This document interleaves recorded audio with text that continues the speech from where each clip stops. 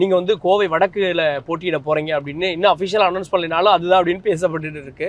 இன்னொன்னு அண்ணாமலை நிக்கணும் அப்படின்னு சொல்லியிருக்கீங்க. எப்படி பாக்குறீங்க? தமிழ்நாட்டுடைய பாஜக வேட்பாளர்களா இப்போ நீங்க இருப்பீங்க கண்டிப்பா. வேற யாரெல்லாம் இருப்பாங்க? அண்ணாமலைக்கான வாய்ப்பு இருக்கு?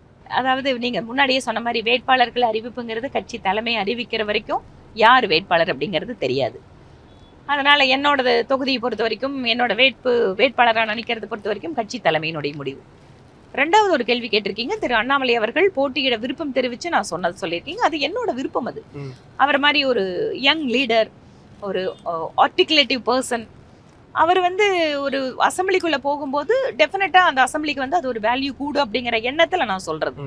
அதுல அவருக்கு விருப்பம் இல்லைன்னு சொல்றதோ இல்ல கட்சி தலைமை என்ன முடிவெடுக்குதோ அதுக்கப்புறம் நடக்க வேண்டிய விஷயம். ஆனா நான் அடிப்படையில் என்ன பாக்குறேன்னா, நிறைய வந்து இன்னைக்கு வந்து அசம்பிளிக்குள்ள போறதுக்கு பிஜேபிக்கு நிறைய யங் ஃபேஸஸ் தேவைப்படுது, எக்ஸ்பீரியன்ஸ்ட் ஃபேஸஸ் தேவைப்படுது. இது எல்லாமே சேர்ந்ததான ஒரு பொலிட்டிக்கல் பார்ட்டி. அந்த அர்த்தத்தில் நான் சொன்னேன். அதனால கட்சி தலைமை எப்படி முடிவெடுக்குதுன்னு பார்ப்போம்.